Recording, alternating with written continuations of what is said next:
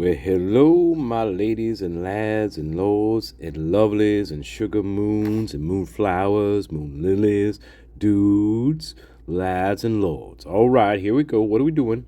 We're going to do another one. We keep going, baby. That's right. Hey, where are we at now? We're getting close, guys. Hey, we're getting real close to 500, baby. 500. We're getting real close. All right. You ready? Are you ready? So I was thinking about this stuff again, as we all do. Oh, by the way. Oh, by the way. Oh, yeah, you know what's happening, babies. The Spirit Bridge has been opened. That's right. Spirit Bridge, baby. Spirit Bridge. So the spirits are fully in the energy now with Master Nature. All right, let's go. So I want to talk about themes. There are themes in this case, and there are two in my looking into this stuff, in my theory and all that, speculation and all that, right? There are at least two prominent themes that we see. Number one, we see distancing. That's one theme. And the second theme is sanitization. That's the other theme, guys. Two themes running throughout this case: distance and sanitizing. Okay? These particular themes, well, I want to start at 4 a.m. Because now again, we got to take everything with a grain of salt here, because some of this is coming from the prime. So, but we have to have a starting point. So 4 a.m. I'm gonna put the time. I'm gonna start it there. Even though I think the prime is involved in this directly, everything, in my opinion, is over by 3:30 a.m. Okay, so everything that happens after 3:30 is, well, you can imagine, right? You think about what after everything is over, after the atrocity is over, right? What are we doing from that point on? What are we doing? That's the question we have to ask ourselves. What are we doing? Okay. Well, we got the MSM narrative, right? And we have our own narratives going on. But anyway, so distancing. Okay. It starts at 4 a.m. with all the texting. Okay. All the texting that happens. Okay. I'm going to show you a little snippet just as a refresher. All right. So we're going to start it at the 35103 creates a new contact in her phone. Yeah. So anyway, here's where the distancing really starts to you'll see what I'm saying, okay? We get all these phone calls to the roommates, right? This is where the shit starts. We get all these calls to the roommates. And Dylan and Bethany call each other. They talk on the phone several times. And then we get both of them calling. Only one lone call to the night, Bethany at 4:22 to Ethan. Right? Nobody's answering. Right? You've seen all that before. Kaylee, what's going on? Yeah, dude, blah, blah, blah. But my point is, guys, this is all what we're seeing here is we're distancing ourselves. We're distancing. You know why?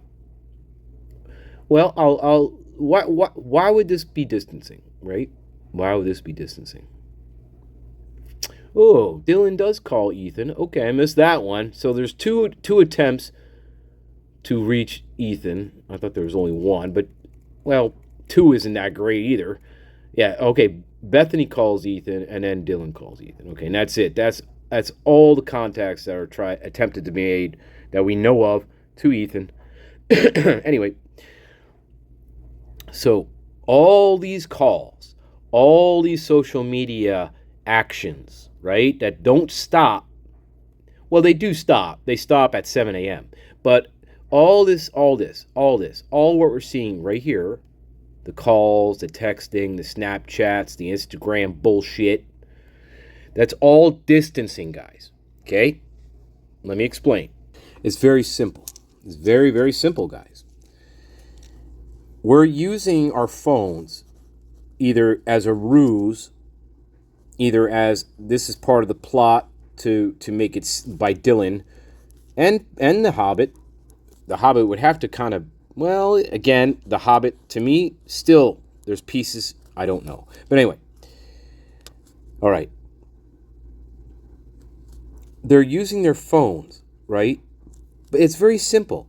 But nobody, again, very simple, nobody bothers to leave the room, supposedly, and walk 5 to 8 feet or whatever, in any direction, whatever, to just go up. Look, it's distancing, because if you're that concerned and worried and nervous and scared, right, you're gonna at some point leave the room and go like knock on the door. You're gonna go look. Hey, Kaylee, you okay? Hey, I tried texting you 17 times. You know, after the 17th text, gee, maybe I should go and fucking look, right? But we don't see that. We don't see any of them doing that. That's distancing, guys.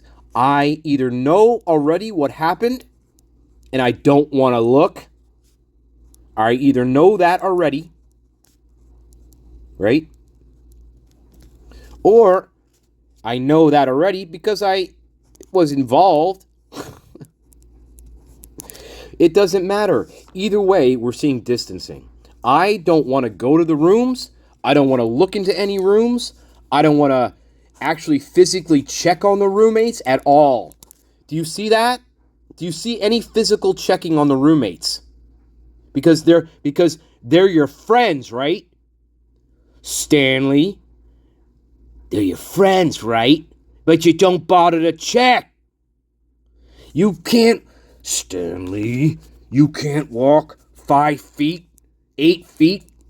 You can't waddle your ass to upstairs to go and bother knock on a room. Stanley, the twink, they call me. But Stanley knows who the prime is, all right? And I'm not going to bother checking on him either. You know why? Because I know what happened. I either did it myself along with some others, or I hid in my little fucking hobbit hole, my cave, and waited until all the shit was over and done with, and then made up some bullshit story. All right? So distancing. I'm not going anywhere near you or your rooms at all. No, I'm going to pretend like I give a shit by texting you 7,000 times and then wonder why. Oh my God, they're not responding. Oh my God. See, the state wants you to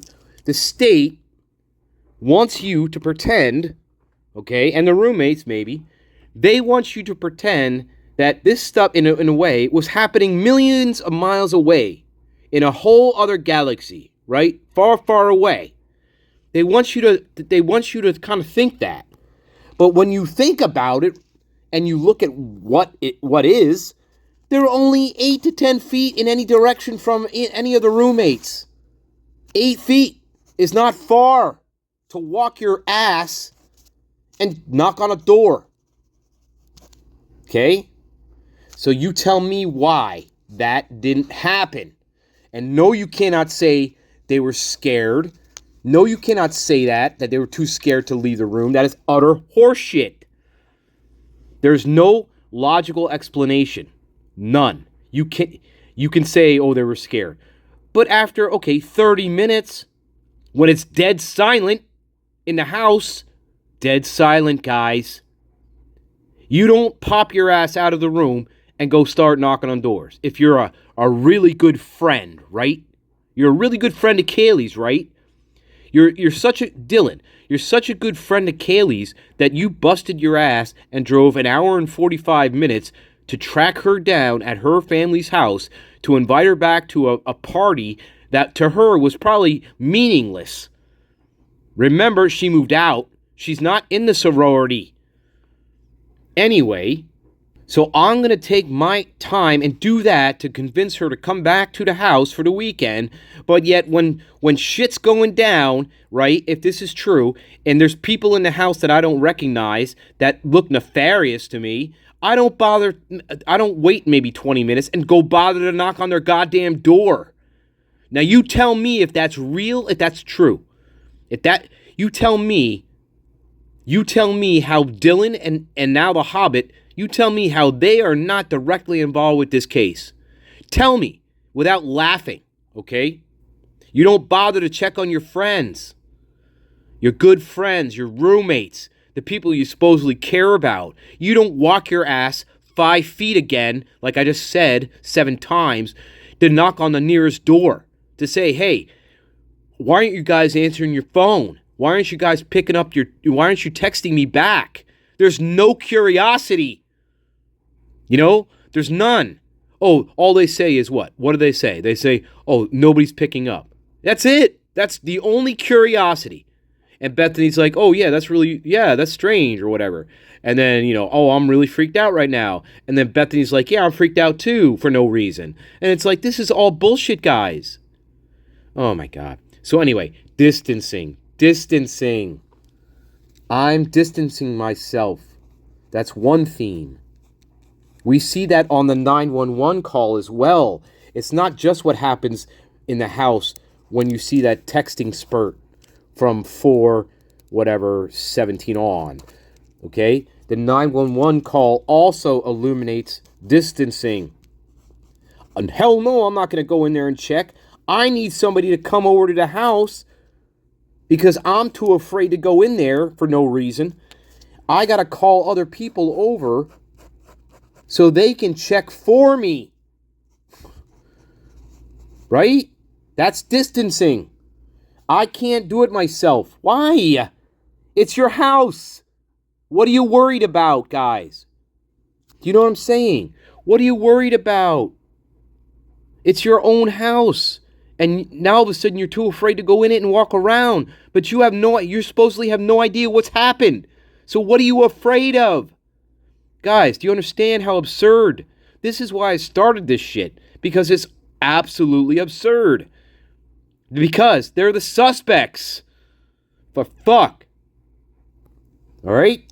Distancing. We see that on the 911 call. No. Wait, we gotta go? It's almost like, wait a minute. We have to actually go and check?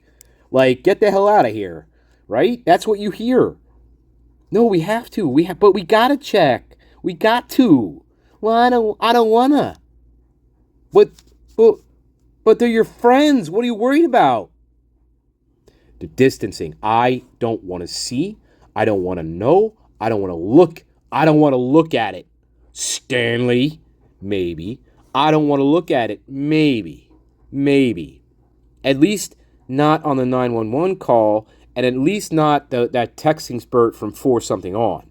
However, what we don't know, but we suspect, is that maybe they didn't do that in a way. That maybe they did walk around the place, and maybe they didn't distance. Maybe not. I don't know. See, that's a question we have to look at with this theme. What if they did? What if they did leave the room 20 minutes later after the shenanigans? I don't know if they weren't directly involved, which I don't believe, and they walked around the house and they did look and they did see everything that happened. But then, what are you going to ask yourself, guys? Logically, what are you going to ask yourself? Okay, if they did that, then why didn't they call 911 when they saw the slaughter? Right? So it's distancing with purpose. I have a purpose in my distancing from this. Because if I walked around the house and I saw what I saw, And if I had a conscience, I'd call 911. And that should have happened somewhere between 4:30 and on. That's where we should have seen a 911 call if what Dylan said was true. But she's the prime. Remember that. She's the prime. So anyway, okay? So distancing, guys. That's theme 1. I don't want to look. I don't want to see because I already know. I already knew. I already either knew what happened, okay? And I was a participant in it, or I already knew what happened and just waited it out, essentially. But either way, I knew what happened, right? And I got quite an imagination of what happened. And so, no, I'm not going to purposely go into the rooms and look at it. Maybe, right? Right. Okay. All right. So that's theme number 1, guys. Theme 1. Now, there's more to that. There's a lot more we can dig into this. I just want to keep it simple. But that is theme number 1, and that theme is distancing from the roommates. Your good friends that you don't even bother knocking on the door. But that's what we call distancing, and that's from the victims. That's it. That's theme number 1, and that runs throughout this narrative. We're going to get to theme 2 in another one. And the second theme is sanitizing or sanitization. That is the second theme that runs throughout this case. Sanitizing things. Literally and figuratively. All right, I'll catch you in the next one, babies. I love you. Remember, Tyrone love you. Master Nature love you. MD love you. Stanley has well, he feels that you're more like you have use to him, but it's not really love, guys.